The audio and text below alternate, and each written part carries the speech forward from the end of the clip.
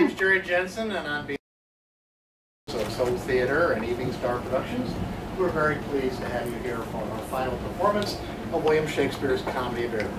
First of all, I'll start with a little housekeeping. William Shakespeare didn't know what these were, even though this one's pretty old. So if you please shut off all your cell phones and anything that makes noise, and please no recording or pictures of any kind during the production. Excuse me.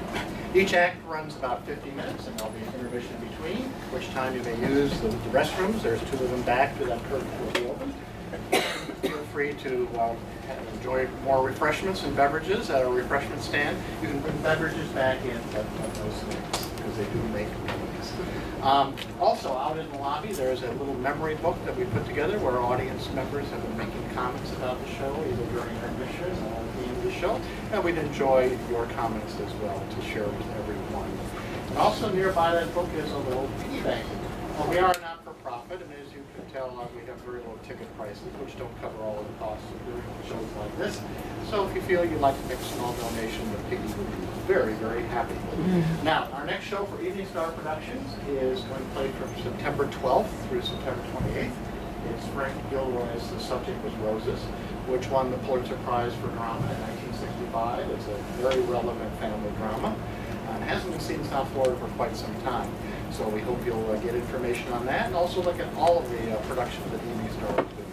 The next production in Seoul Children's Theater is going to be A Christmas Carol, and the Monday after Subject Was Roses closed, September 29th, we'll be holding auditions here. So if you know some groups who would like to audition for A Christmas Carol, please inquire at the table out there, and we'll give you all the information about it. Now, as you've probably read in the program or may have heard before, this is a very bittersweet production for all of us. And our very young director, Laura Ruchala, is not able to be here to see her final. But the cast and crew has pulled together. Laura had a great joy of life, wonderful sense of humor. They wanted the Comedy of Errors to be imaginative, silly, accessible to everyone. So that's what we are going to celebrate today, Comedy of Errors. The last song you heard, Happy, was Laura's favorite song.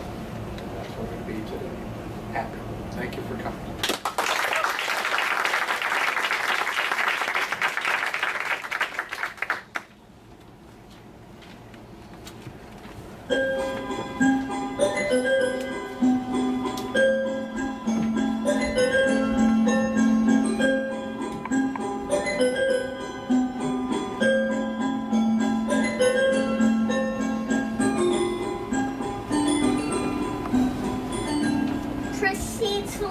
To procure my fall, and by the doom of death, end woes and all. Merchant of Syracuse, plead no more. I am not partial to infringe our laws.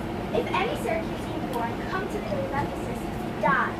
Therefore thou art condemned to die. Yet this my comfort, when your words are done, my woes and likewise the evening sun. Bedtime, kids!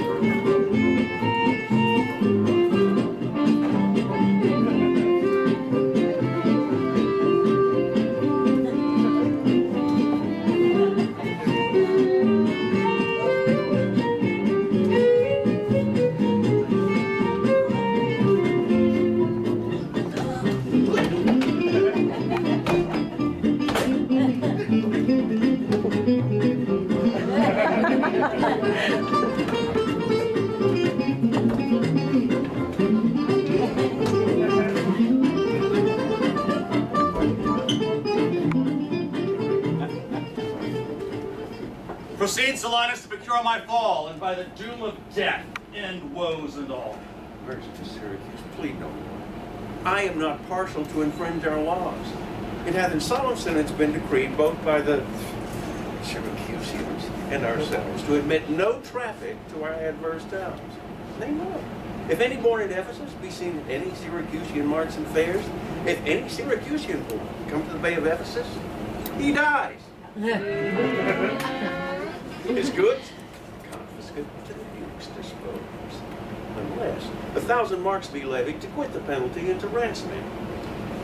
Thy substance, valued at the highest rate, cannot amount to 100 marks.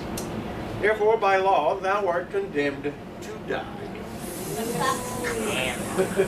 Yet this is my comfort. When your words are done, my woes end likewise with the evening sun. Well, Syracusan, say briefly the cause why thou departedst thy native land, and for what reasons thou camest to Ephesus. A heavier task could not have been imposed than to speak my griefs unspeakable. That the world may witness, my end was wrought by nature, not by vile offense. I will utter what my sorrows can believe.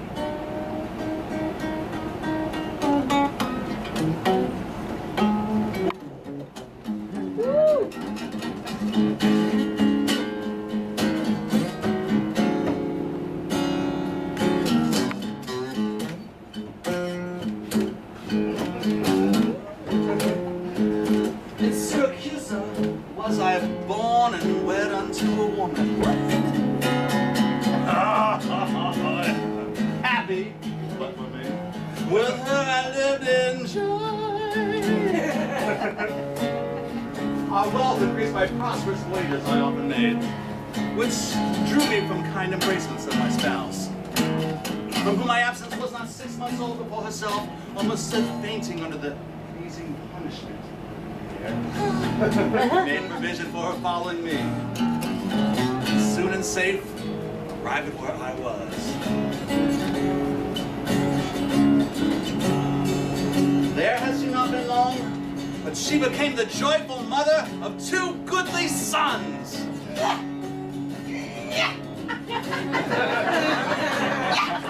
And which was strange.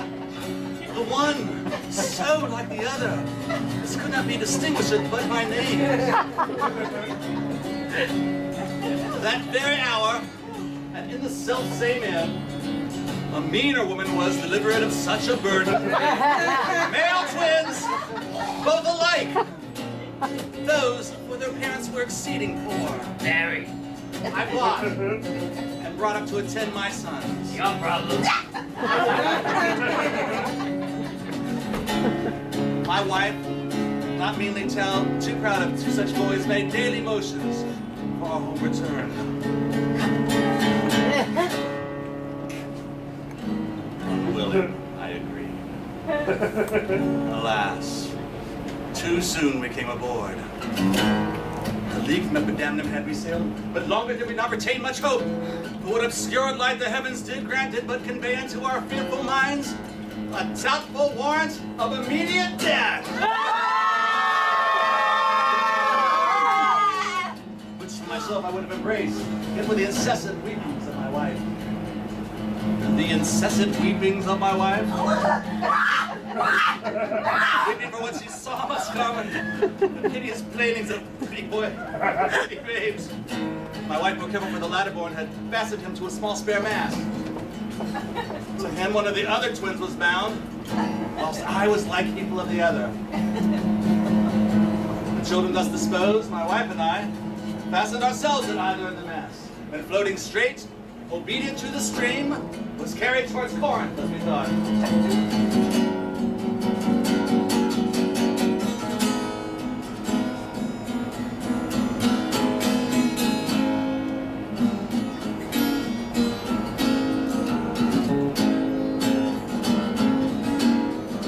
The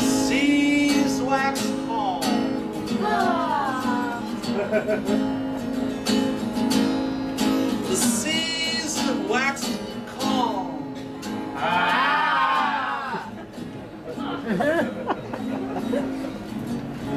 We discovered 2 ships are making a maid to us. Of Corinth, of nurses. But ere they came, oh, let me say no more. What? Gather thy sequel by that before.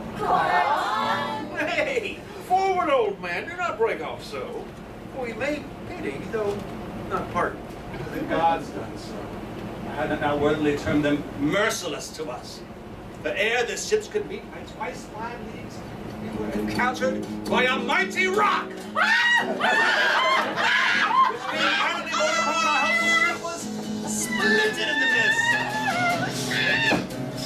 She with lesser weight, but not with lesser woe, was carried with more speed before the wind, and at our side we were taken up by fishermen of Corinth as we thought. At length, another ship had seized on us, and knowing whom it was, our have to say, gave humble welcome to our shipwreck guests. Therefore homeward did they bend their course.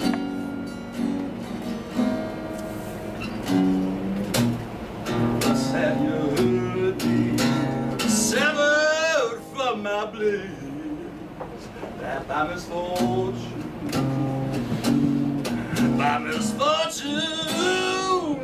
yeah, by misfortune was my life belong to tell sad stories of my life.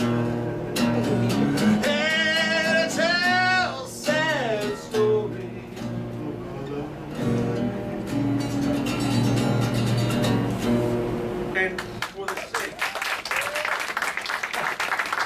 sake of them thou sorrowest for, do me the favor to dilate in full what has befallen of them thee till now.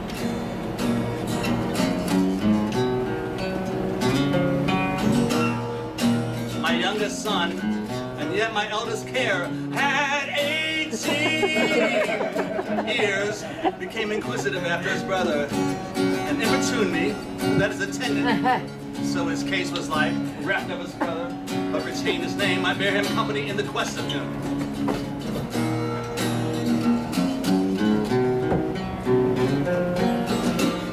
5 summers and I spent in furthest Greece, roaming clear from the bounds of Asia, and coasting homeward, came to Ephesus.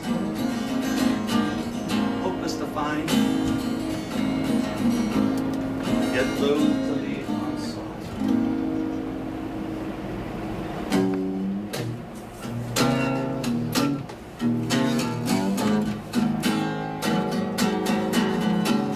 But it must end the story of my life.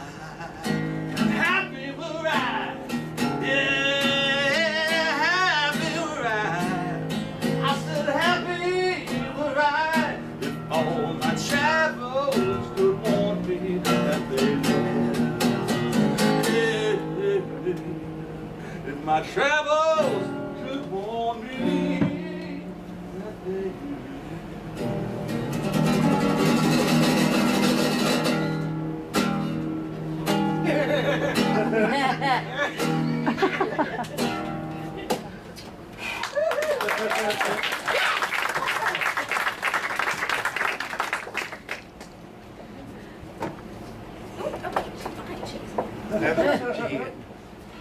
In the face of mark bear the extremities of dire mishap.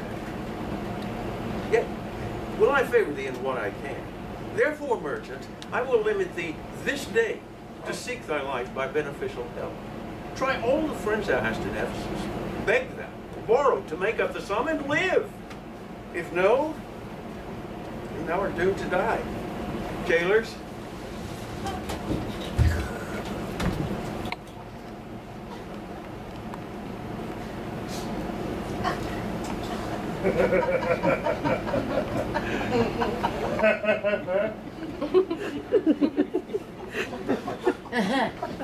take him to thy custody. Hopeless and helpless of the Aegean wind, but to procrastinate his lifeless end.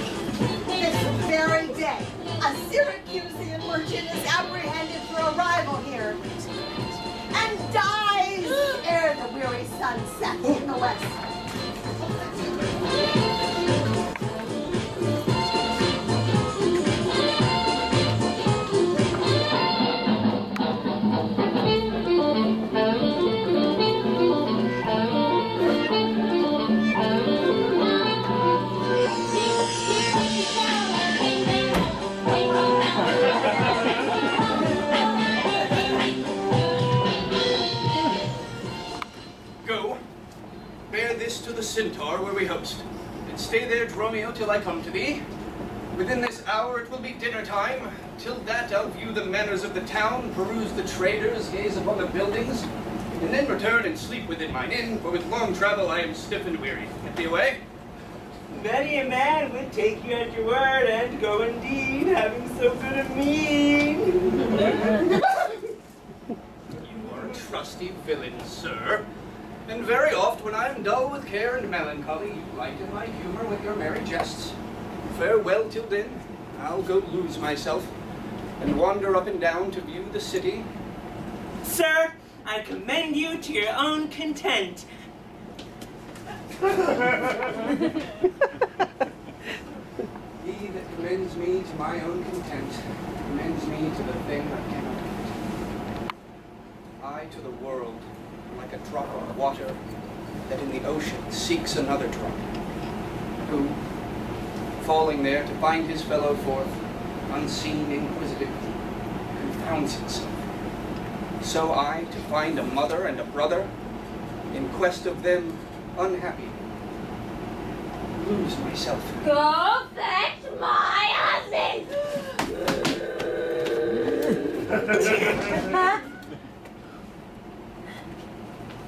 What now? How chance the word return so soon? Return so soon, rather approach too late. The capon burns, the pig falls from the spit, the clock has struck a 12 upon the bell, my mistress made it 1 upon my cheek. She's so hot, because the meat is cold. The meat is cold, because you come not home. You come not home, because you have no stomach. You have no stomach, having broke your fast. Right? We that know it is to fast and pray are penitent for your default today. Stop in your wind, sir. Tell me this, I pray. Where is the money that I gave you? Oh, 6pence I had a Wednesday last to pay the saddler for my mistress's scrubber. The saddler had it, so I kept it not. Not in a sportive humor now. Tell me and dally not. Where is the money? We being strangers here? How darest thou trust so great a charge from thine own custody? I pray you err as you sit at dinner. I, for my mistress, come to you in post. If I return, I shall be post indeed, for she would score your fault upon my pate. Come, Dromio, come. These jests are out of season. Reserve them till a merrier hour than this. Where is the gold I gave in charge to thee? To me? Sir? Why, you gave no gold to me. Come on, sir knave, have done your foolishness, and tell me how thou hast disposed thy charge. My charge was but to fetch you from the march home to your house, the Phoenix, sir, to dinner. My mistress and her sister stays for you. Tell me, in what safe place you have bestowed my money, or I shall break that merry sconce of yours that stands on tricks when I am undisposed. Where is the 1,000 marks thou hadst of me? I have some of your marks upon my pate, some of my mistress's marks upon my shoulders, but not 1,000 marks between you both. If I should pay your worship those again, perchance you will not bear them patiently. Thy mistress marks. What mistress, slave, hast thou?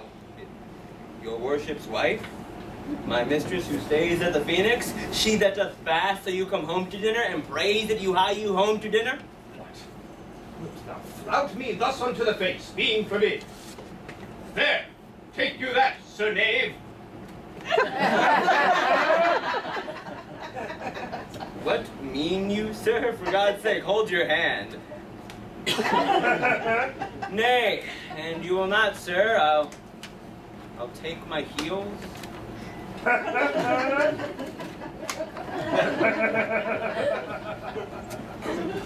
my life! By some device or other, the villain is overrun of all my money. They say this town is full of cousinage, as nimble jugglers that deceive the eye, dark-working sorcerers that change the mind, soul-killing witches that deform the body, disguised cheaters, prating mountebanks, and many such like liberties of sin. If it proves so, I'll be gone the sooner. Out to the Centaur to go seek this slave. I greatly fear my money is not safe. Excuse me. I'm terribly sorry. Yes.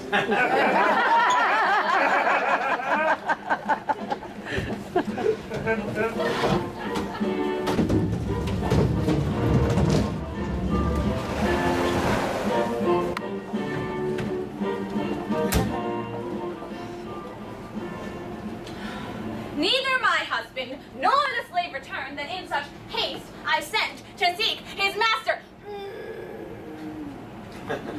Sure, Luciana, it is 2 o'clock. Perhaps some merchant hath invited him, and from the mart he's somewhere gone to dinner. Good sister, let us dine, and never fret. A man is master of his liberty. Time is their master, and when they see time, they'll go or come.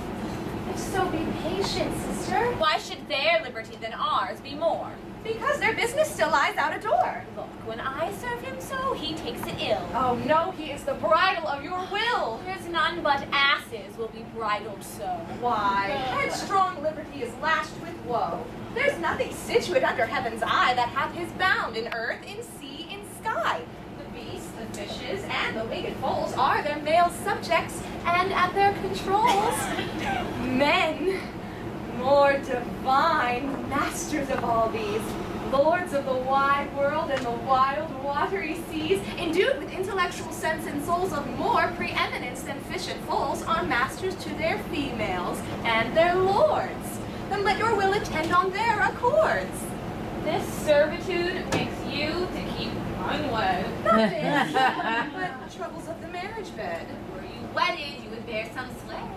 I learn love, I'll practice to obey. How if your husband were to start some other where? Till he come home again, I would forbear. Oh, patience unmoved! No marvel though she pause. They can be beat that have no other cause. Oh, wretched soul, bruised with adversity. Weep it, be quiet, we hear it cry. Were we burdened with such like weight of pain, as much or more would we ourselves complain. So that hast no unkind maid to grieve thee, with urging helpless patience wouldst relieve thee. But if thou live to see like right the left, this full-begged patience in thee will be left. Well, I will marry one day, but to try. Here comes your man, now is your husband nigh. Say, is your tardy master now at hand? Nay, he's at 2 hands with me, and that my 2 ears can witness. Say, didst thou speak with him? Knowst thou his mind? Aye, he told his mind upon mine ear, but through his hand I scarce could understand it. Spake he so doubtfully thou couldst not feel his meaning? Nay, he struck so plain I could too well feel his blows, and withal so doubtfully that I could scarce understand them. But say, I prithee, is he coming home? Seems he hath great care to please his wife. Why, mistress, sure, my master is horn mad. Horn mad, thou villain! Not cuckold mad, but sure he is stark mad. When I desired him to come home to dinner, he asked me for 1,000 marks in gold. 'Tis dinner time, quoth I. My gold, quoth he. Your meat doth burn, quoth I. My gold, quoth he. Will you come home, quoth I. My gold, quoth he. Where's the 1,000 marks I gave thee, villain? The pig, sir, quoth I, is burned. My gold, quoth he. Your mistress, sir, quoth I. Hang up thy mistress. I know not thy mistress. Out of my mistress. Quoth who? Quoth my master. I know, quoth he, no house, no wife, no mistress, so that my errand do unto my tongue. I thank him. I bear home upon my shoulders, for in conclusion, he did beat me there. Go back again, thou slave, and fetch thy master home. Go back again and be new beaten home? For God's sake, send some other messenger.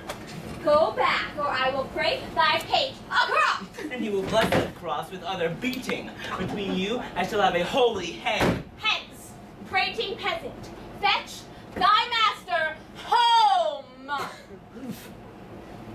Am I so round with you, as you with me, that like a football you do spurn me thus? You spurn me hence, and you spurn me hither. If I last in the service, you must case me in leather.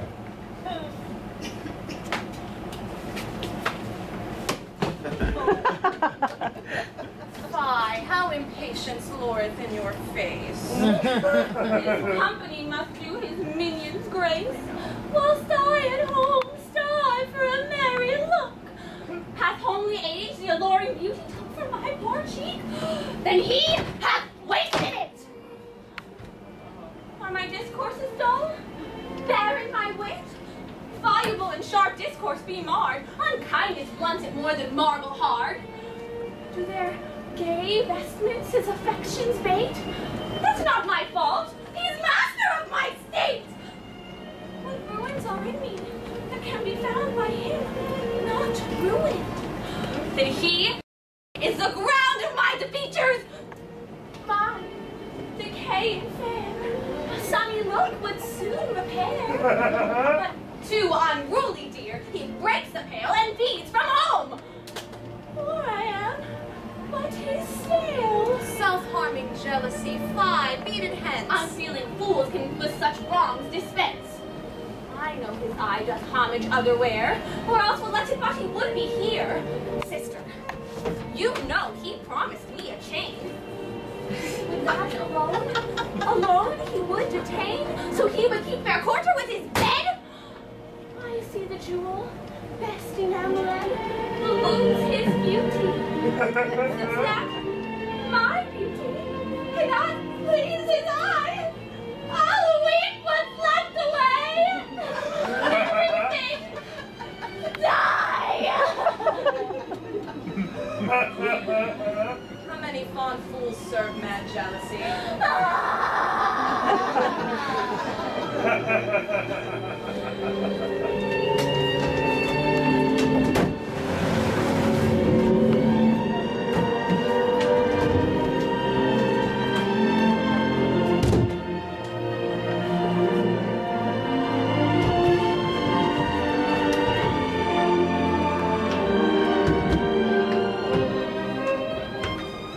I gave to Dromio is laid up safe at the Centaur, and the heedful slave has wandered forth in care to seek me out. By computation and mine host report, I could not speak with Dromio since at first I sent him from the mart. See, here he comes. Why, how now, sir? Is your merry humor altered? As you love stroke, so jest with me again. You know no Centaur. You received no gold. Your mistress sent to have me home to dinner. My house was into the Phoenix. Wast thou mad, that thus so madly thou didst answer me? What answer, sir? When spake I such a word? Even now, even here, not half an hour since. I have not seen you since you sent me hence, home to the Centaur, with the gold you gave me. Really? Thou didst deny the gold's receipt, and toldst me of a mistress and a dinner, for which I hope thou felt'st I was displeased. I am glad to see you in this merry vein. What means this jest, I pray you, master, tell me. Dost thou jeer and flout me thus unto the teeth? Think'st thou I jest? There, take thou that. No, for God's sake, hold, master. Now you're just as earnest. Upon what bargain do you give it me? Because that I familiarly sometimes do use you for my fool and chat with you, your sauciness will jest upon my love and make a comment of my serious hours. When the sun shines, let foolish gnats make sport, but creep in crannies when he hides his beams. If you will jest with me, know my aspect, and fashion your demeanor to my looks. But I pray, sir, why am I beaten? Dost thou not know? Nothing, sir, but that I am beaten. Shall I tell you why? Aye, sir, and wherefore? For they say every why hath a wherefore.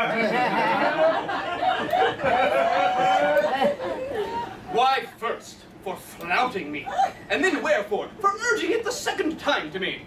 Was there ever any man thus beaten out of season, when in the why and the wherefore is neither rhyme nor reason? Well, sir, I thank you. Thank me, sir, for what? Marry, sir, for this something that you gave me for nothing. I'll make you amends next and give you nothing for something. But soft. Who wafts us yonder? I. Antipholus, look strange and frown. Some other mistress hath thy sweet aspects. I am not Adriana, nor thy wife. Time was once when thou unurged wouldst vow that never words were music to thine ear, that never object pleasing in thine eye, that never touch well welcome to thy hand, that never meat, sweet savor in my taste. Unless I spake, or looked, or touched, or carved to thee. How comes it now, my husband? Oh, how comes it that thou art estranged from thyself? Thyself I call it, being strange to me, that undividable, incorporate, better than thy dear self's better part. Ah! Do not tear away thyself from me, for know, my love, as easy mayest thou fall, a drop of water in the breaking gulf, and take unmingled that same drop again, without addition or diminishing, as take from me thyself and not me too. How dearly would it touch thee to the quick, shouldst thou but here I were. This engine, this body, consecrate to thee by ruffian lust, should be contaminate. Wouldst thou not spit at me, and spurn at me, and hurl the name of husband in my face, and tear the stained skin off my harlot brow, and from my false hand cut the wedding ring, and break it with a deep divorcing vow? I know thou canst, and therefore, see thou do it. I am possessed with an adulterate plot. My blood is mingled with the crime of lust. For if we two be one, and thou play false, I do digest the poison of thy flesh, being strumpeted by thy contagion. Keep fair league and truce with thy true bed. I live unstained, thou undishonored.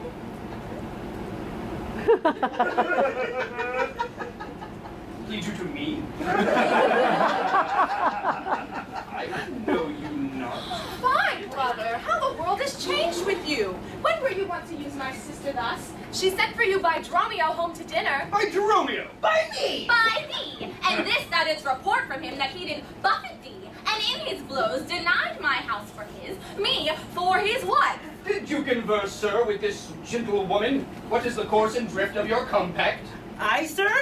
I never saw her till this time. Villain, thou liest, for even her very words didst thou deliver to me on the mart. I never spake with her in all my life. How can she thus then call us by our names? Unless it be by inspiration. How ill agrees it with your gravity to counterfeit thus grossly with your slave, abetting him to thwart me in my mood.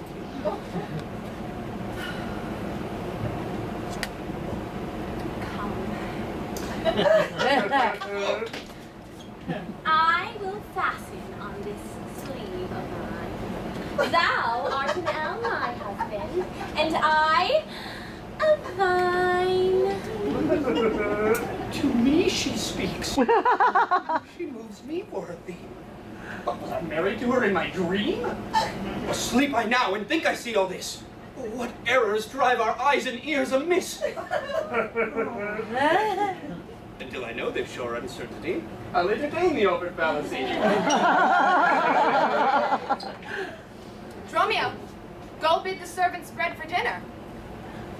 Oh, for my beads! And cross me for a sinner. This is a fairyland. Oh, spite of spites, we talk with goblins, owls, and sprites. If we obey them not, this will ensue. They'll suck our breath, or paint us black and blue. Why pratest thou to thyself and answerest not, Dromio, thou drone, thou snail, thou slug, thou sot? I'm transformed, master, am I not? I think thou art in mine, and so am I. Both in mind and my shape. Thou hast thine own form. No, I am an ape!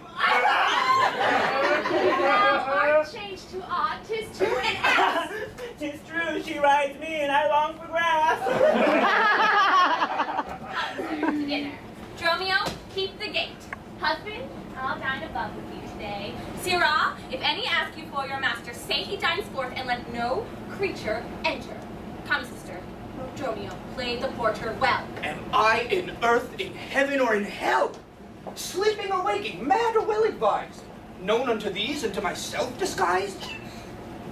I'll say as they say, and persever so, and in this mist at all adventures go.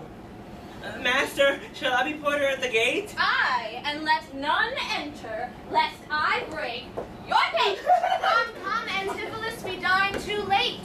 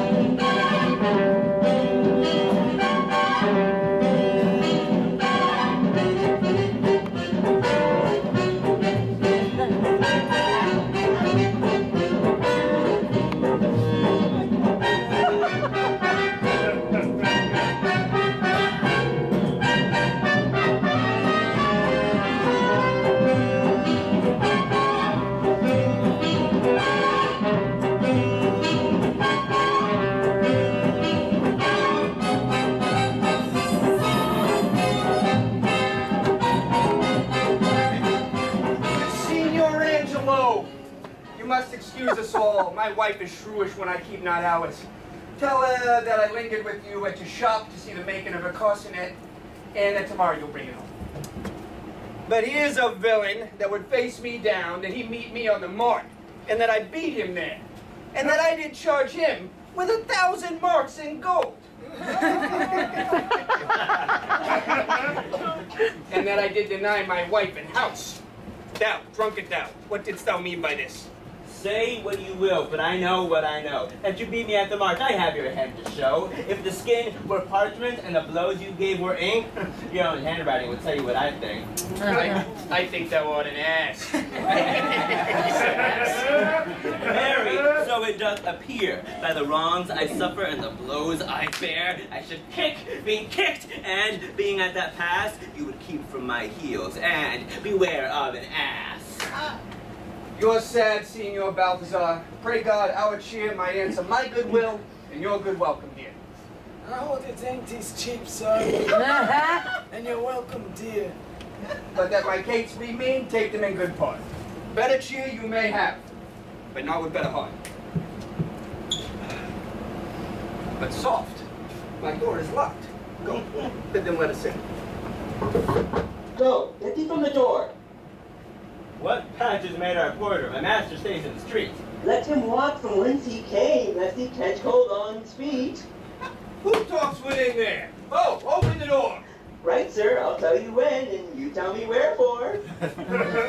Wherefore? For my dinner, I have not dined today. Nor today, here you must not. Come again, when you may. What art thou that keepest me out of the house I owe? The porter for this time, sir, and my name is Dromio. Oh, villain! Thou hast stolen both my office and my name. Let my master in, I say. Faith, no, he comes too late. Master, knock the door hard. Let him knock till he ache. You'll cry for this minion if I beat down the gate. Who's that at the door who keeps all this noise? By my troth, your town is troubled with unruly boys. Are you there, wife? You might have come before. Your wife, sir, knave. Go get thee from the door. He is neither cheer, sir, nor welcome. We would fain have either. The day which is best, you should part with neither. They stay out in the street, master. Bid them welcome hither. There is something in the wind that we cannot get in. You would say so, master, if your garments were thin, your cake there is warm within. Here you are in the cold. It would make a man mad as a buck to be so bought and sold. Go, fetch me something. I'll break open the gate. Have patience, sir. Oh, let it not be so. Herein you war against your reputation? Be ruled by me. Depart in patience, and about evening come yourself alone to know the reason of this strange restraint. If by strong hand you offer to break in, now in the stirring passage of the day, vocal comment will be made of it. You have prevailed. We'll depart in quiet. And in despite of mirth, mean to be merry. I know a wench of excellent discourse. Pretty, witty, wild, yes, do just there will I dine. Now this woman that I mean, my wife, but I protect without desert, has oftentimes upbraided me withal. To her will I to dinner. Get you home and fetch that chain. By this I know 'tis made. Bring it, I pray you, to the porcupine, for that's her house. That chain will I bestow, be it for nothing but to spite my wife upon mine hostess there. Good sir, make haste, since at my own doors refuse to entertain me, I'll knock elsewhere. See if they'll disdain me. I'll meet you at that place some hour hence. Do so. This jest shall cost me some expense.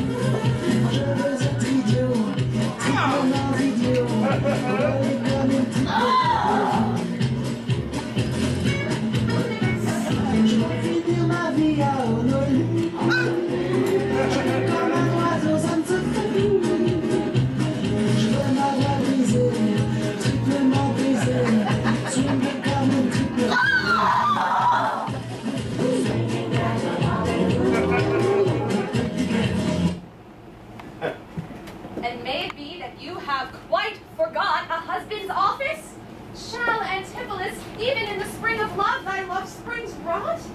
Shall love in building grow so ruinous? You did wed my sister for her wealth, then for her wealth's sake use her with more kindness. Or, if you like, elsewhere do it by stealth. Muffle your false love with some show of blindness. Let not my sister read it in your eye. Be not thy tongue thy own shame's orator. Look sweet. Be fair. Become disloyalty. Carry vice like virtue's harbinger. Bear a fair presence, though your heart be tainted. Teach sin the carriage of a holy saint. Be secret false. What need she be acquainted? What simple thief brags of his own attaint? 'Tis double wrong to truant with your bed and let her read it in thy looks at board. Shame hath a bastard fame, well managed. Ill deeds are doubled with an evil word. Alas, poor women, make us but believe, being compact of credit, that you love us. Though others have the arm, show us the sleeve. We in your motion turn, and you may move us. Then, gentle brother, get you in again. Comfort my sister, cheer her, call her wife. 'Tis holy sport to be a little vain when the sweet breath of flattery conquers strife. Sweet mistress, what your name is else I know not, nor by what wonder you do hit of mine. Less in your knowledge and your grace you show not than our earth's wonder, more than earth, divine. Teach me, dear creature, how to think and speak. Lay open to my earthy gross conceit, smothered in errors, feeble, shallow, weak, the bolded meaning of your words' deceit. Against my soul's your truth, why labor you to make it wander in an unknown field? Are you a god? Would you create me new? Transform me then, and to your power I'll yield. But if that I am I, then well I know your weeping sister is no wife of mine, nor to her bed no homage do I owe. Far more to you do I decline. Oh, train me not, sweet mistress, with thy note, to drown me in thy sister's flood of tears. Sing, siren, for thyself, and I don't.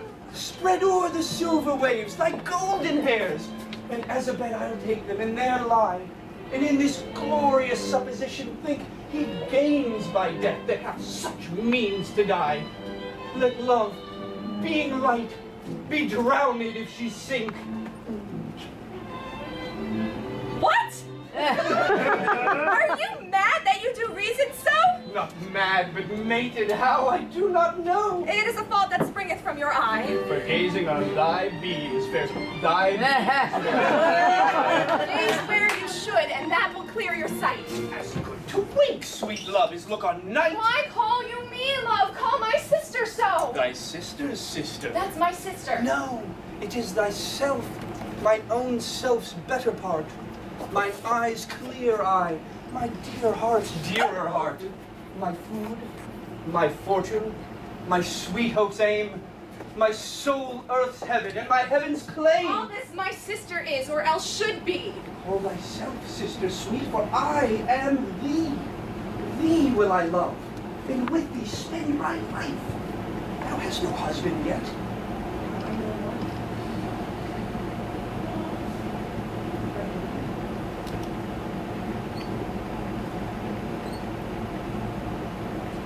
So, sir. Hold you still. I'll fetch my sister to get her goodwill.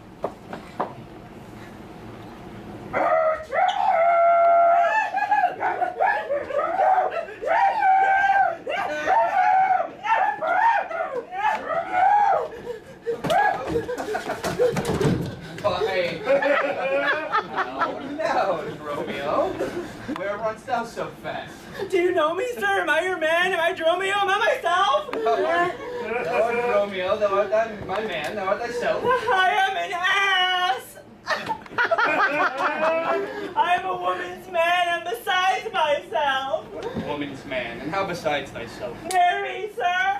Besides myself, I am due to a woman, one that claims me, one that haunts me, one that will have me! What claim lays she to thee? Mary! Such a claim as you would lay to your horse, and she would have me as a beast. Not that I, being a beast, she would have me, but that she, being a very beastly creature, lays claim to me. And yet, is she a wondrous fat marriage? What is she? How dost thou mean a fat marriage? Mary, sir, she is the kitchen wench, and all grease. I know not what used to put her to, but to make a lamp of her and run from her by her own light. I warrant her rags and the tallow in them could burn a Poland winter. If she lives till doomsday, she'll burn a week longer than the whole world. What complexion is she of? Swart, like my shoe. And yet does she not have so clean kept for her face, for why? She sweats. That's a fault that water will mend. No, sir. 'Tis ingrained. Noah's blood could not do it. What's her name? Nell, sir. That's her name and 3/4. That's an L and 3/4. Could not measure her from hip to hip. Then she bears some breadth? Not as much from head to foot than from hip to hip. She's spherical. Like a globe. I can find out countries in her. In what part of her body lies Ireland? Mary, in her buttocks. I found it out by the bogs. Where France? In her forehead, armed and reverted, making war against her hair. Where England? I looked for the chalky cliffs, but could find no whiteness in them. But I guess it stood in her chin, by the salt rooms that ran between France and it.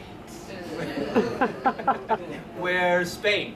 Faith, I saw it not, but I felt it. Hot in her breath. We're America, the Indies. Oh, sir, upon her nose all over embellished with rubies, carbuncles, sapphires, declining their rich aspect to the hot breath of Spain. We're Belgium, the Netherlands. Oh, sir, I did not look so low.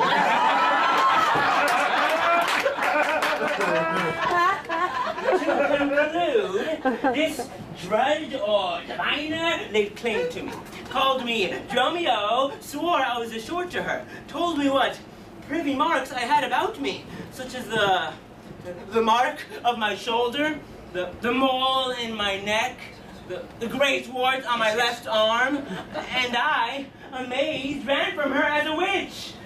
And I think, if my breast had not been made of faith and my heart of steel, she had transformed me into a curdled dog and made me turn the wheel.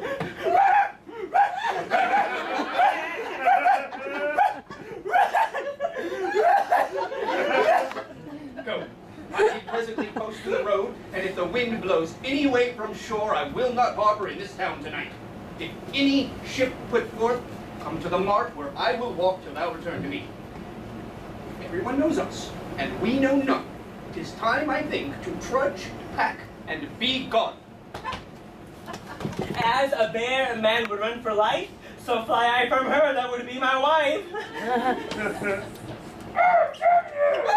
No!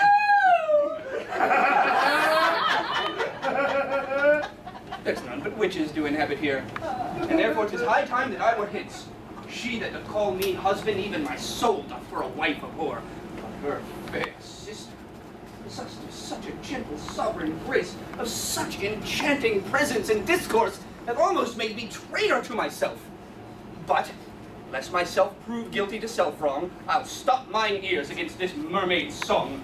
Master Antipholus. Aye, that's my name. Yeah, I know it well, sir. Lo, here is the chain. Ooh. I thought to obtain you at the Porcupine. The chain unfinished made me stay this long. What is your will that I should do with this? What please yourself, sir. I have made it for you. Made it for me, sir. I bespoke it not. Not once, nor twice, but 20 times you did. Go home with it, sir, and please your wife withal. And soon, at supper time, I'll visit you, and then receive my money for the chain. I pray you receive the money now, for fear you'll ne'er see chain nor money more. Yo. Yo. You! Alright, merry man, sir. Fare you well, crazy guy. What I should think of this, I cannot tell. But this I think. There's no man is so vain that would refuse so fair an offered chain. I see a man here need not live by shifts, when in the streets he meets such golden gifts. Out to the mart, and there for Dromio stay. If any ship put forth, then straight away. Sorry. If any ship put forth, then straight away.